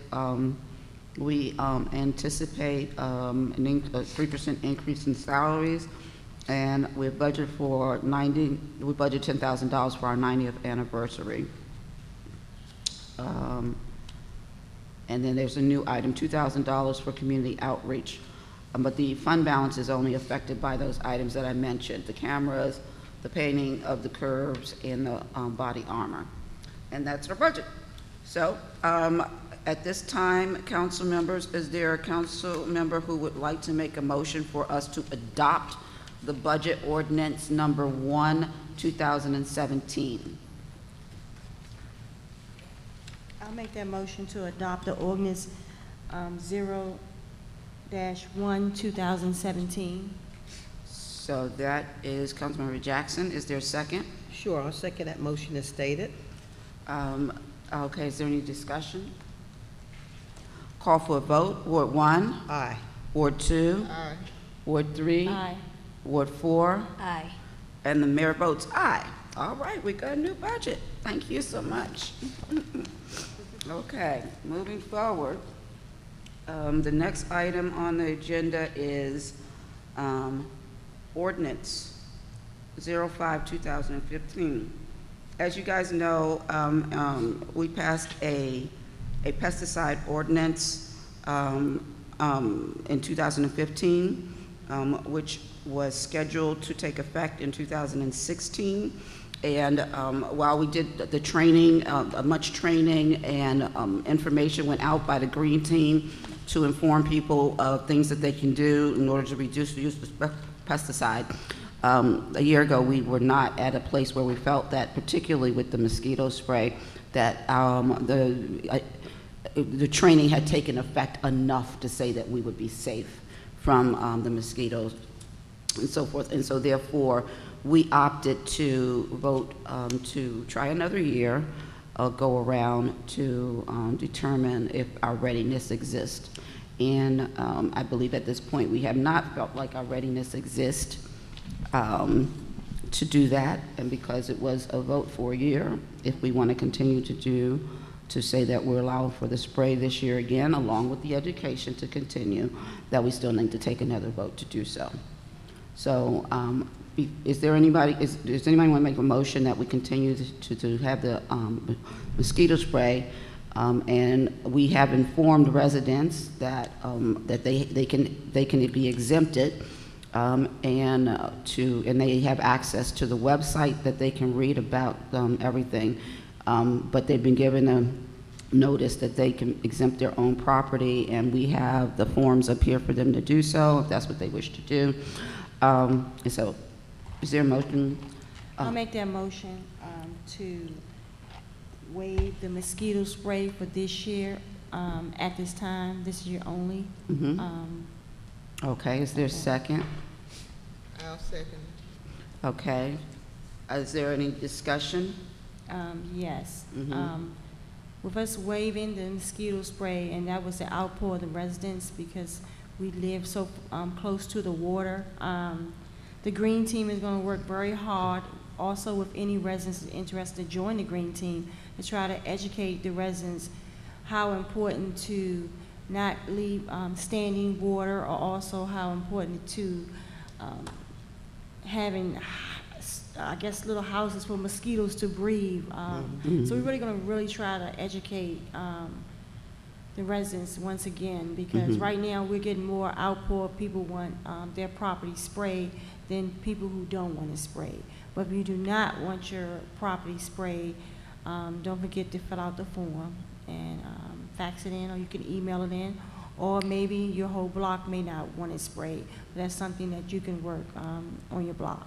Thank you. Thank you very much.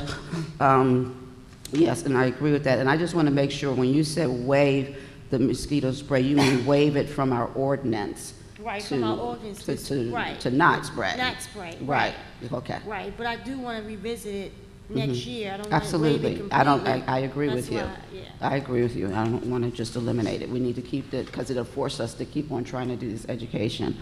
I also just want to read something from the Public Information Office officer, Jason Schulhartz, who sent us all a message and said that, good afternoon. It's come to our attention that some citizens of Prince George's County have expressed concern over mosquito control activities in the county. We want to touch base with all of our community contacts participating in the state mosquito control program to clear up any misinformation and provide resources to share with your communities. Specifically, there seems to be concern over the use of an insecticide called Naled, spelled N-A-L-E-D. The Maryland Department of Agriculture's mosquito control program does not use Naled in Prince George's County. The insecticide used for truck-based ULV spraying is called Permanon 30-30, which is permanenthrone-based. More information is available on their website. So some links that he shared is the Maryland Department of Agriculture website for mosquito control program, then the Zika virus prevention website, and then AG brief on mosquito control, and a fact sheet on Zika virus and mosquito control. And so this is him letting people know that some people believe that what's being used is not the one that's being used. When I read a little bit more, they specifically said that the substance that they use does not kill pollinators, and I know that that's a big concern that people have had because we do want to save our bees. and it's not supposed to harm pollinators, and it's not supposed to harm frogs. So we just want to get that out there, because the more we know, the more we can understand, and sometimes we believe things are one way when they're not completely that way. And I think a lot of research has been going into finding ways to have some sort of source without it being dangerous. So anyway, I also just want to mention that, you know, we did put out our flyers that lets people know that they can, and where they can go. It's in English and Spanish. But at the bottom of this door hanger, we also have here email request. Because the more emails that we get of people in town, the easier it is for us to inform you. Just call up to the town hall, give your name, your address, and your email, and preferably your phone number. And that way you'll be on our list, and we have immediate access to letting you know what may or may not be happening in town. So we would really appreciate if we can get as many emails as possible. I don't know, I might even do a contest or something. We can talk about next month, if somebody else can get their neighbors to get some emails up here so that we can start informing you better in a more timely manner. And we will not share your email with anyone. We're using it strictly for town business. All right, thank you so much. Anybody else have something to say?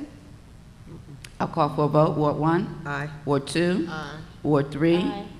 Ward 4? Aye. Mayor votes aye. Thank you all so much. Okay, new business. I'll ask you guys if you want some information on this, but I sent everybody this package last night from CDBG, about CDBG from the Department of Housing and Community Development. Unfortunately, we just received the package yesterday, and so we couldn't give you any more leeway than that. They are required to have this package into the federal government by the end of this month, and so they have to consolidate everything, and I know this is the only time we're meeting before then. What it is that Department of Housing and Community Development has the CDBG program, which is Community Development Block Grant Program. In order to participate in the program, first of all, you have to have income levels that make you eligible. Your income levels have to be below a certain point to be eligible to be in the program. So for many, many years, Prince George's County, well, let me add to that too. In order to run your own program, you have to have at least 50,000 residents. So Bowie is really the only city in Prince George's County that's eligible to run their own program. So what we've done for many, many, many years is the municipalities has gone into a collaborative with Prince George's County, where Prince George's County administers the program, and then we sign in to participate with them. They administer the program, and then we fill in applications that go to Prince George's County for them to make decisions as to who's going to be funded. So this is, we've been signing, it's 3-year cycles. Every 3 years we go into this program, and we can opt out and not be in the program at all. I don't think there's a really good option there, because the state has a small cities program, but that's pretty much focused on non-Prince George's and Montgomery County locations. We can opt into a year, next year, the year after, whatever, or we can do the full 3 years. Now, we've always done the full 3 years, and what it means that if we don't opt in, then we're not going to be able to get any CDBG funding. We anticipate getting $150,000 this year. In the preliminary arrangements, there was $150,000 that was allocated for us. So I just want to make sure everybody understands what it is. But at the end of the day, I just think that we should be in it. Mm-hmm. So what we have here is it's called. Okay, it's a resolution. No, that's the wrong one. I skipped something here. Oh, I missed it. Where's the budget? Where's the CDGB, right? Mm-hmm.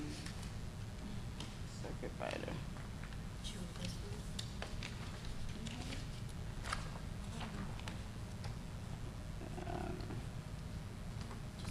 Budget?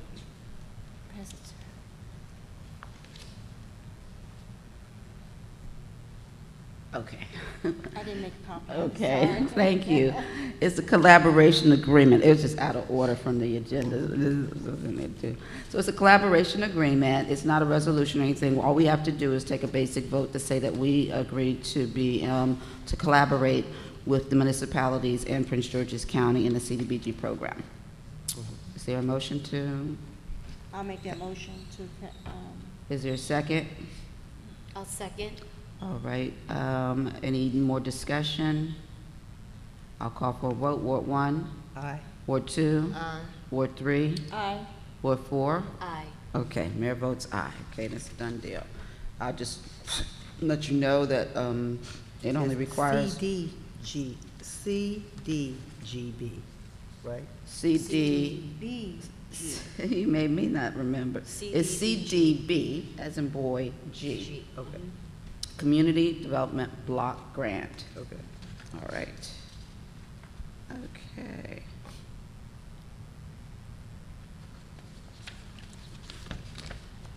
Okay, the next item on the agenda is the summer program sponsor commitment. As you guys all know, matter of fact, I gotta go back. I forgot to report on the work session. So let me go and do a report on the work session. I'll come back there.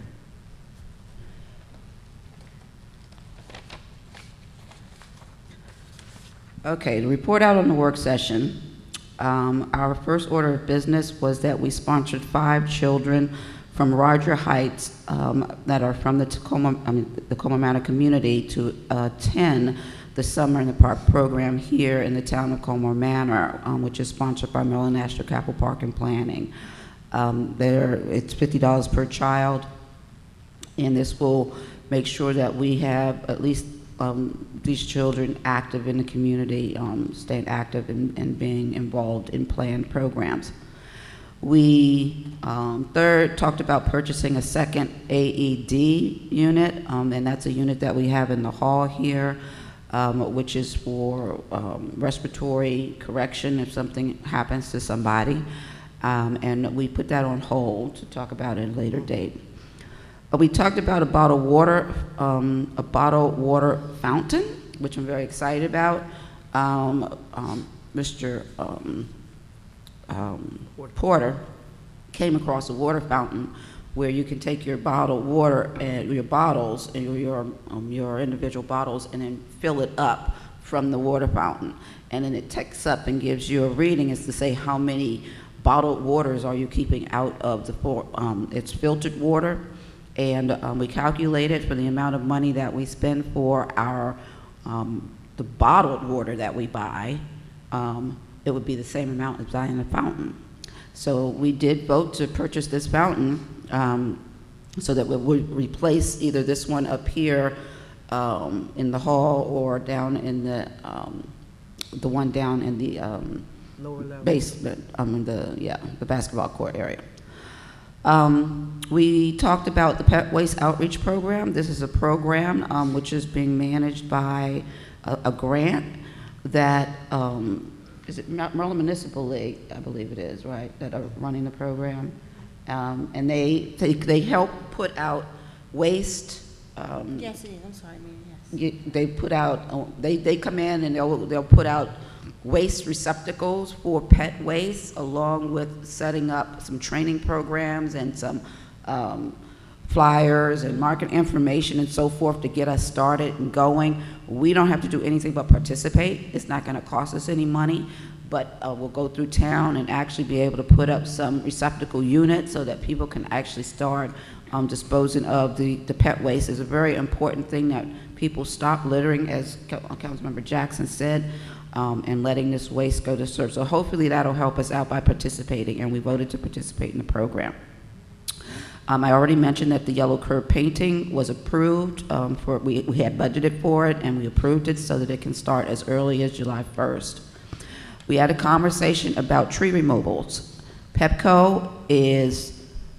us a list, Pepco's contractor sent us a list of approximately 15 trees that they want to cut down. so that they do not have to continuously come and trim the trees. We voted as a unit that we would like them to continue to trim the trees, that we don't want trees removed, and that, you know, we can understand that maybe coming every year may be a pain for them, but in our environment here and as an eco district, we want to maintain as many trees as we possibly can. So I'm waiting for Mr. Gorham to receive contact with the individual at PEPCO who is trying to make this happen, so that we can make it clear that that is not what is in the town's wishes. So I'll keep you updated on that. And I encourage you, if the tree that they want to cut down is on your property, we don't actually have control over that. But I do want to say to anybody who's listening, your tree is important. Keep your tree if you can. If it's dying, that's a different story. But they don't have the right to cut your tree down. They do have the right to trim your tree because they have a right of way, but not to cut the tree down. We also discussed an update to the living wage. A couple of years ago, we passed a law that we would pay living wage. We wouldn't pay anything lower than the Prince George's County individual living wage. That living wage last year was $14.80, was $14.50 approximately, and now it's $15.80. So keeping with what we agreed to pay, we will raise the salaries of every hourly person by the amount that the living wage increased. So it's basically just like a cost of living increase, it's a living wage increase. And we voted that we stick with our policy and we move forward with that. Cottage City has a grant to take some seniors out to some special different locations over the several weeks this summer, several months, over the 7 months over the year. And so they have a stipend amount to pay for van usage, and we agreed to accept the stipend amount and make the van useful to them, and all the events are on Saturdays. We also voted to apply for a circuit rider grant. The circuit rider grant will provide us with a person paid for by the state, as long as we're sharing this person with another town. So this will be a highly paid person of high experience and skill, and we agreed to go into this with University Park. So we'll be sharing a person with University Park. The job description I've identified for this person will be primarily bringing us in the 21st century, working on getting our systems up and running, making sure that what our employees do are accountable, that we have accountability, that there's records being kept as to how people work and what they're doing, and so that we can report back to you on what's exactly happening. So when we talked about with the chief, you know, how do we know where code enforcement's been, things like that, public works, we need a system of record keeping so that we know where things are and what's happening. We also approved closing off Newark Road between 43rd and the River Levee for access, which is at the Port Towns Health and Wellness Center. They started having an annual event where they inform people, educate people on many different matters, whether it's HIV testing, or whether it's diabetes, or whether it's pregnancy or smoking. And they have a big party, and they come out and they feed everybody and encourage everybody to have some screenings to see how people are. So the chief is working with them in closing the street, and so we agreed to that. We also spoke about the mosquito spray, which we actually just talked about a minute ago. And then we talked about the community yard sale, which Councilmember Blue will be handling, and it'll probably starting in July. So stay tuned for that, and then we adjourn. So thank you, that was our work session. So moving on to the regular town meeting here, the next item on here is the summer program sponsor commitment. Whereas we voted to do the 5 children this year, what we've talked about is actually making a commitment to make that a permanent activity for Colmar Manor. where we commit that we will sponsor 5 children every year. This also helps us in our HEAL activities. We are HEAL Town, Healthy Eating and Active Living, and this then shows that we have a commitment to making sure that at least this many kids have access to active, productive, instructive activities during the summertime. So is there a motion for us to make that commitment? I'll make that motion as stated. Okay, is there a second? I'll second it. Is there any discussion? I think it's a great idea. 'Cause a lot of parents would love their kids to come to the summer park, and they really can't afford to do that. Only have a question because I was not at the work session last week. Are we identifying individuals in our ward, or are we going straightly to the school system because they may know someone? Yeah, we, on this round, we actually said it would be easier just to go straight to the schools. Absolutely, I agree. Yeah, right, okay. Yeah, I just want to know So- how we were handling it, yes. Right, so we didn't have to take the time to like sit Right, down right, and and figure then that way, everything. yes, And yes, now, 'cause they the can- only stipulation was that they live in Colmar Manor. Yes. Yes. Okay, All right, that's it. okay, thank you.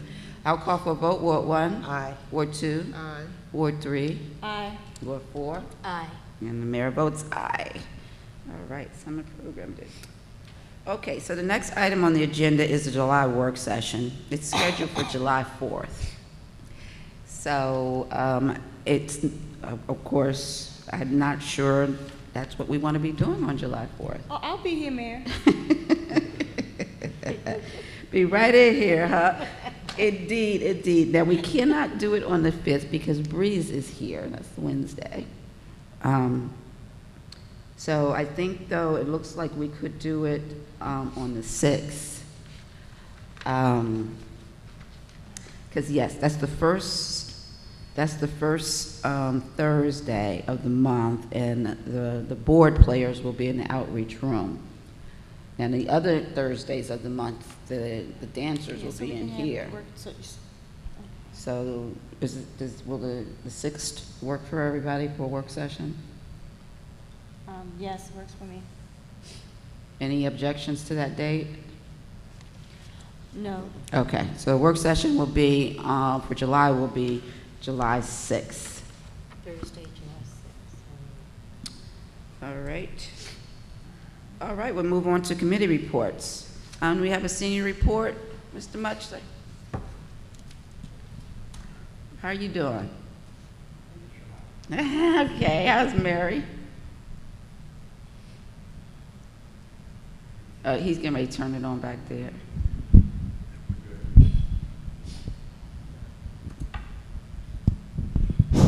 Yep. Good evening, Mayor and Council and Chief. The seniors had their first monthly meeting last Wednesday. They all talked about how they enjoyed the luncheon that the town put on May the 16th. They enjoyed it very much and want to thank the Mayor and Council. I'm sorry I wasn't there, but I had a VA appointment that day. We had 14 members at our meeting last week. Our next meeting will be on the 21st, and now they're looking forward to Port Town Day. All right, sounds good, thank you. And while I'm up, I would like to thank Councilmember Blue, Jackson, and Mendoza for allowing me to participate in laying the town wreath at Memorial Day at the World War II Memorial. Thank you so much, Mr. Thank Much. you. I'll tell you what we run across while we've been looking through things and going through paperwork. So I didn't know that you were the clerk. I knew you were the mayor, but I didn't know that you were a clerk for some time in town, too. What's that? That you were a clerk of the town at some point. I was a council member, and I was about everything around here. I mean, I knew at that one you, time. I knew you'd been council member and mayor, but I didn't know that you were a clerk at the time. I even saw some records before Councilmember Blue was council member. And I'm trying to find, and I think I do have some information about the 50th anniversary that the town had. And I know the Tom capsule, whether y'all don't know or not, is buried up in Fort Lincoln. It was buried on our 50th anniversary. Fort Lincoln put on a real nice luncheon for the mayor and council and a lot of town members. And then we went out to bury the time capsule, and it rained cats and dogs. At that time, Louis Goldstein was comptroller, I believe it is. He was assisting us, and his leg slipped in the hole before the time capsule. So how do you keep the information forward to people? So when is the capsule supposed to be opened? In 100 years? 100th anniversary of the 100th town. anniversary. And I said when we buried it, I would be here to help open it. All right. I've only got 10 more years to go. Yep, looks like you're gonna make it too. Okay, thank you one and all. Thank you. Thank you. But it'd be good, we need to put something out that's where it's actually located, so that we know where to go.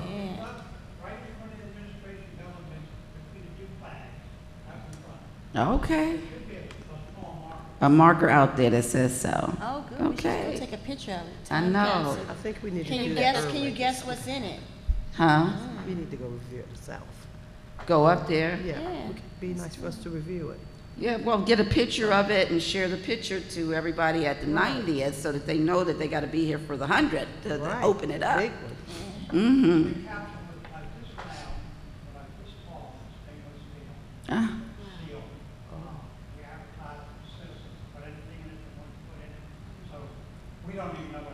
Uh-huh. Oh, wow. Oh, I it wish should we be, would have kept a list, like the families that put something in it, so if their family is still Right, here, they would know the their families who grandkids did can it. go I bet and Mr. see Dell what they- knows what. well, I mean, we're gonna have to bury another one anyway for the next 50 years. Oh, yeah. Good idea.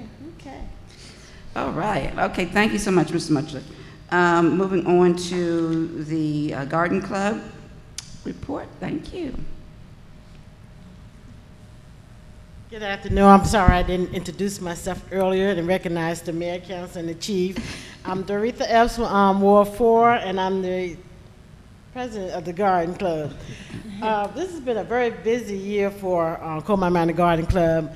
We planted some trees between KFC and the Burger King. I think we planted, 4 trees? We worked on a rain garden in front of the the Colmar Manor Town Hall. We had a nice class that was teaching on rain garden, so we had people to come in, and they actually helped us clean it out. It was great. And I don't know if you looked over there. No, it does. It's beautiful over there. So Mr. Luss and his partners, which are great partners for this town, they are donating $500 to us for the plants in the rain garden by the IHOP, as well as the planters and the soil that someone stole from the shopping center. There were 6 of them, 4 of them is gone. We don't know. They're huge. They're huge and they're heavy, but they have disappeared. So y'all been in the conversation that Mr. Luss and I have been having over the last few days. And he has graciously offers us $500 for that. And he said that once we start, his guys can maintain it, which would be great because watering could be difficult for us. We have 3 plots left at West Garden, with the 3 empty plots if anybody interested. But I was told that, well, this year we did something a little different with the gardens. We rearranged names, and some individual, I guess, didn't get the memo and came out, started ripping people plants and stuff up. So, but I want them to know that we did rearrange. If you have any question, please call the town hall. They will get in touch with me, or the town hall Kayla has the list, so she could tell them what plot number they have for this year. We had Reverend Addison Group to come out and help us plant pot the plots with the soil in Ward 4, and Miss Kim Knox. She's also a great partner with us. She has the Maryland University students that came out in April to clean the West Garden, and they're coming again this month. I think it's the 20. Remember the day, the 29th? Is this month or next month? This is this month. Okay, I'm sorry, I I can't know remember. they're coming back. They're coming back, and they're gonna clean. I think it was August. It's August. Okay, thank you, thank you. I had my list and I printed it out and left it at work, so I'm sorry. But they're coming in to clean the weeds and stuff along the levees of Cottage City and Colmar Manor, and they're gonna finish the West Garden up for us. Our garden club has such excellent people. I love our garden club. They are great. They are very dedicated, and I love that because they love the town and they want to see the town stay beautiful. We have two residents. Well, one resident and Kim Knox, Leslie Mitchell. Leslie took her time out and planted, I want to say, over 100 tomato plants. Community Forklift had a annual garden. Garden. Something in the garden. Yeah. Well, anyway, we were one of the vendors there, and sold $168 of tomato plants that Leslie planted and Miss Kim helped her plot. So I really appreciate that. That was great. That's one of our fundraisers, and we're gonna start another fundraiser up, but the talk is gonna be for our July meeting. And our meeting is this Saturday, the 17th, from 10 to 12. If anyone interested to come out, we're inviting more members because I tell you, the town is great. I love the resident here, so I really appreciate working with them. So, thank you. Where's the meeting going to be this weekend? It's going to be at the West Garden this week. At the West Garden? Yes. Okay. Yeah. And I wanted to just mention that Mr. Les' agreement to pay for more planters also comes with us bolting them down. Right, yes. We have to have Public Works to bolt them down. Well, I sent an email to Mike to see if that's something that we can do. I don't know as far as with the CML, but the two, I mean, if we can figure out how, because the two that didn't get taken, they're bolted down. And I wanted to know who bolted. So we got to figure out how that was done. Yes, yeah, right. And also, and I want to thank Public Works for putting up our fence and the bench that Mr. Lesson's partner donate to us in the East Garden. The fence is beautiful. Yes, yeah, I really appreciate that. I really like it. It's not, I was worried that it would be like this very visible fence, and it's not. It's like you can just see straight through it. From the bike trail, if you look down, you don't really notice. Yeah, you really don't notice it. It's really nice. Mm-hmm. Yes. And I want to also ask the mayor and council, if, so we have a sign at the West Garden for the garden, and I want to know if we can get one for the East Garden that match what we have. I'm not sure. Joanne recommended a person last time, so we talked about this, I think, amongst ourselves once before, but we really need to start thinking about putting a sign there too. What do you think about us doing a neighborhood contest, so that people in the neighborhood could actually come up with some designs they think would be nice, and then we could. So you want the sign to be different from the one in the West Garden? I think it should be fine. I mean, that's just my opinion, that to have a different one, as long as they both say Colmar Manor, but to have the residents of the community participate in designing it. And we could hang some of them on the fence, along the fence, Yeah, we could do like a stipend to somebody, whoever wins and like you said, we could have the anyway, that's something we can talk about at the next garden club. Okay, meeting, all right. All right, and I think that's my report. Any questions? Any questions? No, thank you. No. Okay, all right. So, thank you so much. Thank you. Thank you. Thank you. Okay, Green Team report. Yes, I'll give the report. Paul must be running a little late. He was going to try to make it. The Green Team met yesterday, and it was a very good meeting, a good turnout. We are still looking for more members for our Green Team. We meet once a month, and we meet the second Monday of the month. Our next meeting will be July the 17th. We will not have a meeting in August, but we'll have a table, hopefully at National Night Out. So that comes to that. But one of the things that we did discuss was a mosquito program, because as you know, in our meeting, we just waived the spraying for this year. So we really want to work on trying to do some type of mosquito program, educate the residents of how it's important to deal with sustainable water. So we're working on that. We also talked about the pest waste outreach program that we're going to be also doing. I think Carter City does it now, Mount Rainier and Brentwood. With the pet waste outreach program, there's no funds that's coming from out of the town. This is a grant program, and they will provide all the little baggies and everything that we need to keep our streets clean from the poop. Also, we looked over a draft survey, something that we're working on for our businesses to see exactly how they're doing as far as with their recycling or their sustainable, or how what the environment means to them. So we have a survey that we're working on, and we're going to tweet it just a little bit and hope to get that out to our businesses. And also in our discussion, it was brought up that this year, because of the weather, the warm weather and the crazy weather, that there's a lot of ticks that's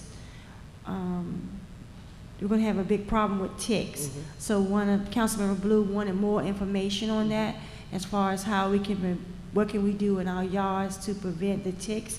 So we're supposed to get back, we're going to do some research, and we're going to get that report out at our next meeting. But once we do have it, we'll also put it on the website and Facebook, so we'll get the tips out.